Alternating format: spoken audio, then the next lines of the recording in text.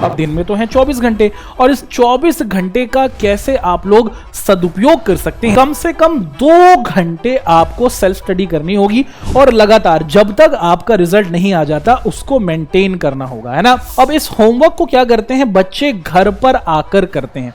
नहीं मेरे भाई, ये आपको नहीं करना है ना। नमस्कार, मेरा नाम है बिलाल और आज एक बहुत ही महत्वपूर्ण, बहुत ही जबरदस्त और एक बहुत ही गंभीर मुद्दे पर हम लोग क्या करेंगे दोस्तों, डिस्कशन करने वाले हैं। आप लोग मेरे पीछे देख ही पा रहे हैं जिस चीज पर हम लोग डिस्कशन करेंगे, जिस विषय पर, जिस बिंदु पर आपकी और मेरी बातचीत होगी दोस्तों, लिखा है कि स्कूल और ऑनलाइन कक्षाओं का प्रबंधन कैसे करें। इंग्लिश में है जी, how to manage school and online classes. देखा जाए हमारे बहुत से बच्चे हैं, स्कूल तो जाते ही हैं, उसी के साथ साथ दोस्तों आप लोग अलग अलग प्लेटफॉर्म्स पर आप देखते हैं कि अपनी पढ़ाई को कर रहे हैं, है ना। ऑनलाइन माध्यम हुआ या फिर आप देखते हैं कि कहीं आप ट्यूशन जाते होंगे या फिर किसी लोकल कोचिंग में जाते होंगे। अब इस स्कूल की पढ़ाई और उसी के साथ साथ आपकी ये जो कोचिंग है या फिर आप देखते हैं कि आपकी जो ऑनलाइन पढ़ाई है, इसको आप मैनेज कैसे कर सकते हैं, क्योंकि दिन में तो हैं 24 घंटे और इस 24 घंटे का कैसे आप लोग सदुपयोग कर सकते हैं। हमारे आज के इस सेशन में दोस्तों हम लोग आपके साथ उसी बात पर डिस्कशन करने वाले हैं। देखिए, अभी कुछ दिनों पहले मेरे एक दोस्त से, है ना, आप देखते हैं दोस्तों की बातचीत हो रही थी और उनका एक छोटा भाई है ना, और उनका छोटा भाई 10वीं क्लास के अंदर ही पढ़ता है। उससे मेरी बातचीत हुई तो मैंने उससे पूछा कि भाई पढ़ाई कैसी चल रही है, किस तरीके से आप पढ़ते हो। उसने बताया कि सर मैं बहुत ज़्यादा गंभीर मुद्रा में हूँ, मैं बहुत ज़्यादा परेशान रहता हूँ। क्यों? क्योंकि उस बच्चे ने बताया कि सर 8 घंटे ना मेरे तो आप देखते हैं कि कहाँ चले जाते हैं, स्कूल में चले जाते हैं, ठीक है ना। 6 घंटे का स्कूल हुआ, 1 घंटे का आना, 1 घंटे का जाना, तो टोटल 8 घंटे क्या करता है दोस्तों, आप देखते हैं कि वो बच्चा अपने स्कूल में लगा रहा है और लगभग आप देखते हैं कि 7 से 8 घंटे उसको नींद की भी जरूरत होती है या फिर आप लोग देखते हैं दोस्तों कि उसको स्लीप की भी जरूरत है। भाई सोएगा भी तो। अब 8 और 8 16 बचे कितने दोस्तों, मात्र 8 घंटे उसके पास बचते हैं, है ना। आप क्या देखते हैं दोस्तों, स्कूल से आने के बाद 8 घंटे की नींद, 7 घंटे की नींद के बाद मात्र 8 घंटे उसके पास बचते हैं और इसी 8 घंटे के अंदर उसको अपनी पढ़ाई को करना है ना। अब उसके लिए ये बहुत ज़्यादा मुश्किल हो जाता है कि वो इस तरीके से पढ़ाई को करे ताकि वो एक टॉपर बन सके। और ये समस्या सिर्फ उस बच्चे की नहीं है, ये समस्या हमारे हर एक बच्चे की है जो स्कूल भी जा रहा है, कहीं कोचिंग कर रहा है या फिर किसी माध्यम पर आप देखते हैं कि ऑनलाइन क्लासेस को कर रहा है। अब कैसे आप अपने स्कूल को, उसी के साथ साथ कैसे आप अपनी ऑनलाइन कक्षाओं को मेंटेन कर सकते हैं, मैनेज कर सकते हैं और दोनों को संभालते हुए अच्छे तरीके से पढ़ सकते हैं और अपने आप को टॉपर बना सकते हैं, उस पर हम लोग डिस्कशन करेंगे, ठीक है। तो हमारा ये जो आज का सेशन होगा ये पूरे तौर पर आपको ये बताने वाला है कि ये जो आपके बचे हुए 8 घंटे हैं ना, इसका आप लोग सदुपयोग कैसे करेंगे, इसका हम लोग सही तरीके से प्रयोग कैसे कर सकते हैं और कैसे मैक्सिमम यूज कर हम आपकी मदद कर सकते हैं, ठीक है। स्टार्ट करते हैं दोस्तों। सबसे पहले दोस्तों हमें जो ध्यान रखना है वो क्या, सबसे पहला बिंदु जो हमें ध्यान रखना है वो ये है कि अधिकतर बच्चे जो सबसे बड़ी गलती करते हैं वो क्या करते हैं, वो ये करते हैं कि स्कूल में आपने 8 घंटे दिए, है ना, और इस 8 घंटे में आपको मिलता है होमवर्क, है ना। अब इस होमवर्क को क्या करते हैं बच्चे, घर पर आकर करते हैं। नहीं मेरे भाई, ये आपको नहीं करना है ना। अगर आप लोग चाहते हैं कि आप कक्षा 10वीं, कक्षा 9th, जिस भी क्लास के अंदर अगर आप पढ़ रहे हैं, आप टॉपर बने, आप अपने टाइम का अधिक से अधिक सही इस्तेमाल कर सकें, तो इसके लिए ये जरूरी है कि आपका जो होमवर्क आपको दिया जा रहा है स्कूल के अंदर, वो स्कूल में ही निपटा कर आए। सर स्कूल में कब करेंगे? भाई स्कूल के अंदर 6 पीरियड होते हैं, कहीं कहीं पर 8 पीरियड होते हैं।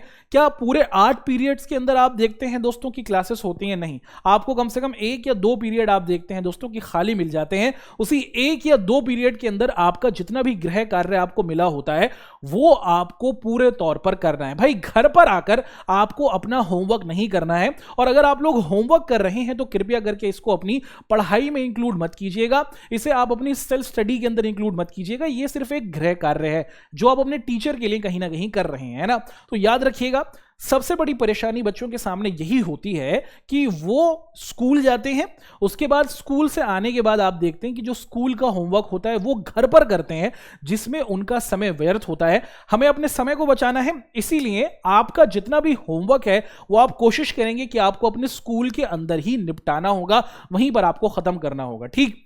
और उसी के साथ साथ दोस्तों बहुत बार ऐसा हो सकता है कि आपको किसी दिन स्कूल के अंदर फ्री पीरियड नहीं मिले।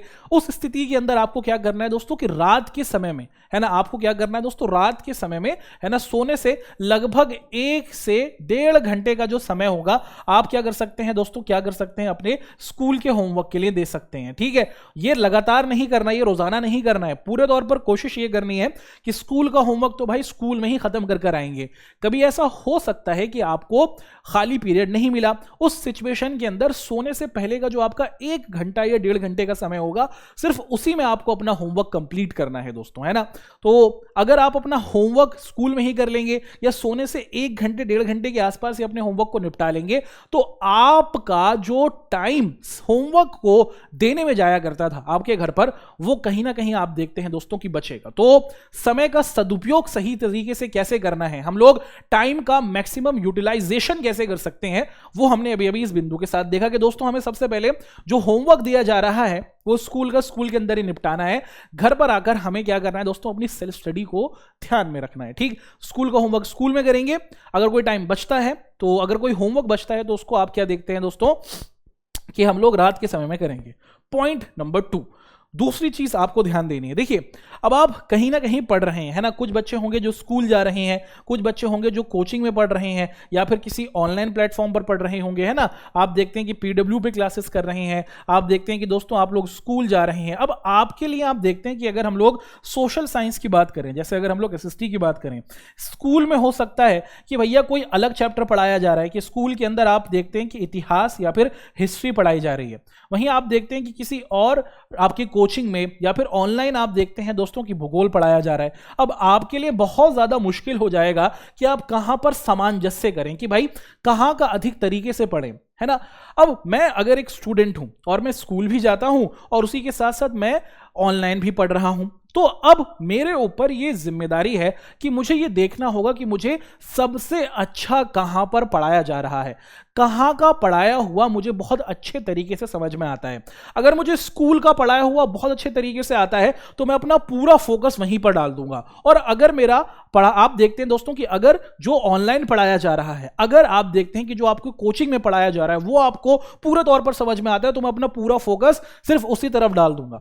अगर आप अपना दोनों ध्यान स्कूल में भी बांटेंगे और उसी के साथ साथ कोचिंग में भी बांटेंगे या फिर ऑनलाइन भी बांटेंगे, तो आपके लिए चीजों को मैनेज करना बहुत मुश्किल होगा। तो कोशिश यह करनी है दोस्तों कि आपको आपका जो पूरा का पूरा ध्यान या फिर जो पूरा का पूरा फोकस है वो सिर्फ एक ही बिंदु पे रखना है। चाहे आप पूरा का पूरा तरीका जो चीजें स्कूल में पढ़ाई जा रही हैं उसको आप इस्तेमाल करते हुए चलें, या फिर आप देखते हैं कि ऑनलाइन जो चीजें आप पढ़ रहे हैं उसको आप फिर फॉलो करना शुरू कर दें।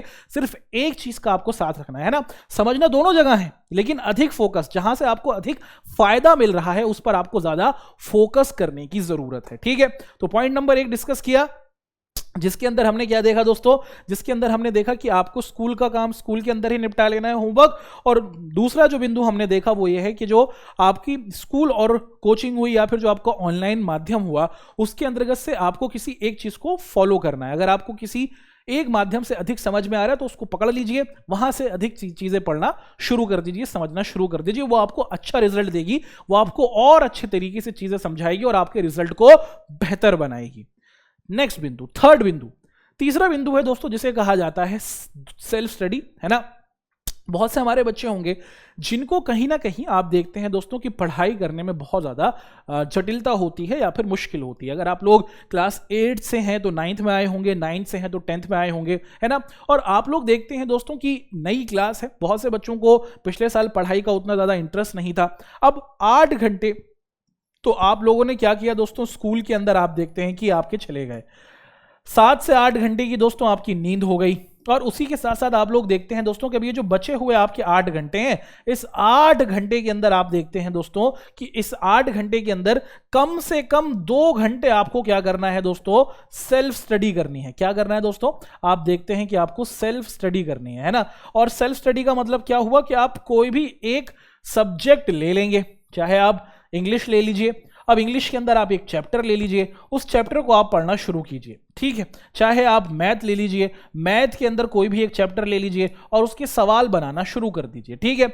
कम से कम 2 घंटे आपको सेल्फ स्टडी करनी होगी और लगातार जब तक आपका रिजल्ट नहीं आ जाता उसको मेंटेन करना होगा, है ना।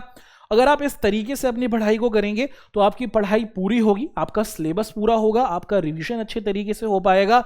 और अगर आप चाहें तो 2 घंटे से ज्यादा भी पढ़ाई कर सकते हैं, है ना। 2 घंटे उनके लिए हैं जो ज्यादा ध्यान नहीं रख पाते हैं, जो डिस्ट्रैक्ट हो जाते हैं, जिन्हें पढ़ने में थोड़ी थोड़ी कठिनाई होती है, मुश्किल आती है ना। अगर आपका इंटरेस्ट है तो आप इसको 3 घंटे कर सकते हैं, 4 घंटे कर सकते हैं। जैसे जैसे आपके एग्जाम्स नजदीक आते चले जाएंगे वैसे वैसे आपको अपनी पढ़ाई का जो आप देखते हैं टाइम है, सेल्फ स्टडी का जो टाइम है उसको बढ़ाना होगा। तो शुरुआती टाइम के अंदर 2 घंटे की सेल्फ स्टडी कीजिए, क्योंकि अभी ईयर स्टार्ट हो रहा है पढ़ाई का, तो अभी 2 घंटे की सेल्फ स्टडी आप कीजिए। जैसे जैसे आप एग्जाम के नजदीक पहुंचेंगे फिर इसे 3 घंटे कीजिए, फिर आप इसे 4 घंटे कीजिए, है ना। और उसी हिसाब से फिर आपको चीजों को करना होगा, ठीक। पॉइंट नंबर 1 डिस्कस किया, पॉइंट नंबर 2 डिस्कस किया, पॉइंट नंबर 3 भी डिस्कस किया। और इन तीनों तरीकों को अगर आप लोग इस्तेमाल करेंगे दोस्तों तो आप आसानी के साथ आपकी ये जो ऑनलाइन पढ़ाई की दिक्कत है ना, और स्कूल को मैनेज करने की दिक्कत है वो खत्म होगी। एक और बहुत ही महत्वपूर्ण बात, बहुत से स्कूल्स में ये देखा गया है, चाहे सरकारी स्कूल हो या फिर प्राइवेट स्कूल हो, कि जो शनिवार वाला दिन होता है ना दोस्तों उसके अंदर ज्यादा पढ़ाई नहीं होती है ना। और ये आप भी जानते हैं, ये बिल्कुल सार्वभौमिक सत्य है ना, यूनिवर्सल ट्रूथ है भैया, है ना। आप क्या देखते हैं दोस्तों कि बहुत से जो स्कूल्स हैं वहां पर सोशल आप देखते हैं कि जो सैटरडे वाला जो दिन है, आपका शनिवार वाला जो दिन है, उसके अंदर ज्यादा पढ़ाई नहीं होती है। और आप देखते हैं दोस्तों कि हमें अपने टाइम का सदुपयोग करना है, हमें अपने टाइम का मैक्सिमम यूज करना है। तो आप क्या करेंगे दोस्तों, आप ना सैटरडे के दिन छुट्टी कर लीजिए, है ना। आप क्या कर लेंगे दोस्तों कि एक सप्ताह में मंडे से लेकर फ्राइडे तक स्कूल जाइए, सैटरडे के दिन, शनिवार के दिन आप लोग छुट्टी कर लीजिए। तो सैटरडे और संडे इन 2 दिनों के अंदर आप लोग क्या कर सकते हैं, बहुत ही लगन के साथ, बहुत ही मेहनत के साथ अपनी पढ़ाई को कर सकते हैं, है ना। और जो आपकी परेशानी होती है, स्कूल को संभालें, अपने ऑनलाइन चीजों को संभालें, तो वो आप मैनेज कर सकते हैं, ठीक।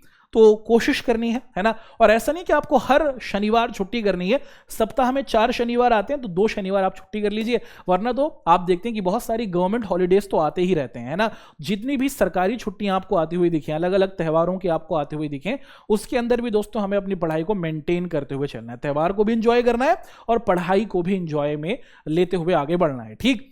तो सैटरडे के दिन दोस्तों आप लोग क्या कर सकते हैं, आप लोग अपनी छुट्टी को करें, और इस छुट्टी के अंतर्गत आप लोग क्या कर सकते हैं, जो टाइम आप छुट्टी के लिए इस्तेमाल करेंगे ना उसको आप लोग मैक्सिमम तौर पर यूटिलाइज कर सकते हैं, ठीक। तो स्कूल का होमवर्क स्कूल में कीजिए, जो बातें आपको बताई गई हैं। उसी के साथ साथ आप लोग देखते हैं दोस्तों कि किसी एक चीज को चुनिए, या तो स्कूल के पूरे कॉन्सेप्ट को समझिए, या फिर आप जो ऑनलाइन वालों को देख रहे हैं उनको देखिए। उसी के साथ साथ 2 घंटे कम से कम सेल्फ स्टडी कीजिए, जैसे जैसे एग्जाम नजदीक आ जाए 2 से 3, 3 से 4 उसको आगे बढ़ाते चले जाइए। उसके बाद दोस्तों आप लोग देखते हैं कि सैटरडे के दिन यानी कि शनिवार के दिन आपको छुट्टी कर लेनी है, आपको जो आप देखते हैं दोस्तों कि आपको नजदीक आते हुए दिखें, ठीक। अब एक और बहुत ही महत्वपूर्ण बिंदु है, बहुत ही इंटरेस्टिंग बिंदु है, इसको भी डिस्कस कर लेते हैं। भाई 8 घंटे तो हैं, और जब आप पढ़ाई करेंगे ना, जैसे जैसे शुरुआत में आप 2 घंटे पढ़ेंगे तो ह्यूमन ब्रेन ना बहुत जल्दी ड्रेन हो जाता है, बहुत जल्दी सुस्ताने लग जाता है, बहुत जल्दी थक जाता है। इसके लिए जरूरी है कि क्या किया जाए दोस्तों कि एक क्विकली पावर नैप ले ली जाए। नैप का मतलब होता है दोस्तों कि आप क्विकली एक झपकी ले लें, है ना। आप क्या कर लें दोस्तों, फटाक से आप एक झपकी ले लें कि 10 मिनट के लिए आप सो जाएं या फिर 5 मिनट के लिए आप सो जाएं, ठीक। तो जब आप अपनी पढ़ाई को करें, अपने ब्रेन को एक तरीके से फ्रेश करने के लिए, अपने ब्रेन को रिफ्रेश करने के लिए ये जरूरी है कि आप झपकी लें। आप अपनी पढ़ाई के समय में क्या कर सकते हैं दोस्तों, 10 मिनट के लिए, 5 मिनट के लिए सो सकते हैं। अलार्म लगाकर सोइएगा, ऐसा नहीं हो कि आप सोने बैठे और फिर 2-3 घंटे के बाद आप उठ रहे हैं, आपका जो टाइम है वो उसमें खराब हो जाए। तो 8 घंटे की, 7 घंटे की तो आप नींद ले ही रहे हैं। उसी के साथ साथ आप अपनी पढ़ाई के समय अंतराल में जब पढ़ रहे हैं, अगर आपको थकावट महसूस हो, अगर आपके ब्रेन में कुछ आपको, आप देखते हैं दोस्तों कि आपको समझने में थोड़ी दिक्कत हो, अगर आपको थोड़ी सुस्ताहट आ रही हो, तो आप झपकी लें, है ना। आराम करें, अपने ब्रेन को रिलैक्स मोड में ले जाएं। और उसके बाद आप देखते हैं दोस्तों कि जब आप अपने ब्रेन को रिलैक्स मोड से दोबारा वापस लेकर आएंगे, जब उठकर बैठेंगे पढ़ने के लिए, तो आपका माइंड एकदम रिफ्रेश होगा और आप जो भी चीजें पढ़ेंगे वो आप अच्छे तरीके से समझ पाएंगे, ठीक है।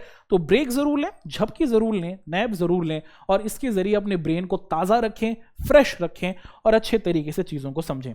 अब जो अगला बिंदु मैं आपको बताने वाला हूं, ये बिंदु हमें तब इस्तेमाल करना है जब एग्जाम एकदम नजदीक आ गए हों, है ना।